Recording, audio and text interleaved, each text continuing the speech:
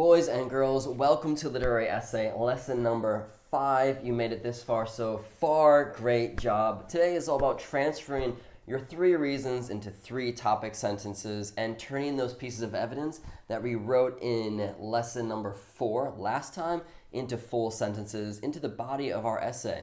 So let's start off with our graphic organizer that we created if it worked for you last time in lesson number 4. So if you remember, at the top we have our thesis, our 3 reasons underneath that, and then our evidence, our pieces of evidence that support our 3 reasons. Now last time when we wrote our introduction for our piece, we only used the thesis and the 3 reasons, and that is because we'll use the evidence today. If you completed lesson number 4, you are in super good terms to start number 5. Back to the page with all of the blue bricks, right? So this is what you have at the top. I have my introduction to my literary essay. You should have something pretty similar as well.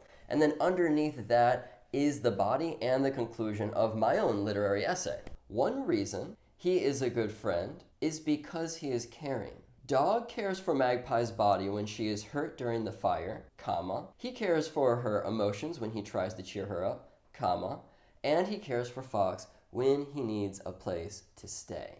Now you might be thinking, I've heard all of these before. Where was that? And why did Mr. Z color he is a good friend in blue? Because he is caring in green. And then the evidence in pink. Well, that's because that's what you've already written in the graphic organizer. The blue is my thesis, the green is my reason, and the pink underlined part are my 3 pieces of evidence. Now let's move on to the second paragraph in the body text. I'm going to keep the blue blocks where they are in the first paragraph, and we'll work with that in next lesson. Think, where did Mr. Z get this information from?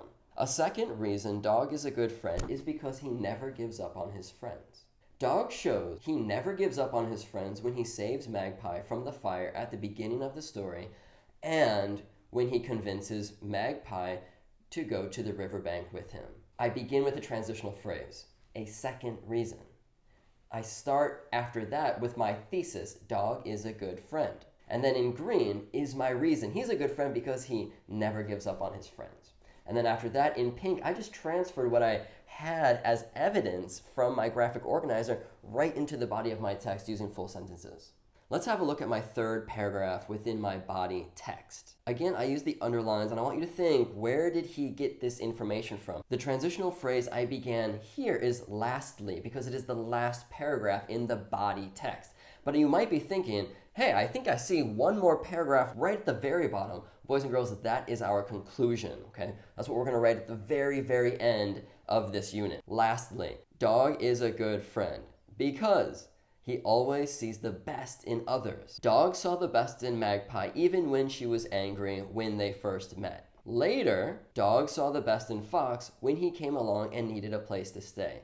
Remember everyone, those are the exact sentences that I wrote. I just transferred them from the graphic organizer, boop, and plopped them straight into my essay. So that is the lesson for today. By the end of the day, you will have something that looks like this. Remember that we are continuing on the same document that you created for your introduction. So under your introduction is where you're going to begin the body of your literary essay today. Students, by the end of the day, on your Word document, you'll have your introduction, which you already finished in lesson number 4. You will have the beginning part of paragraph 1, 2, and 3 of your body paragraphs for your essay. Once you have that, you are good to go for Writer's Workshop, and feel free, you can just drop the mic and say goodbye.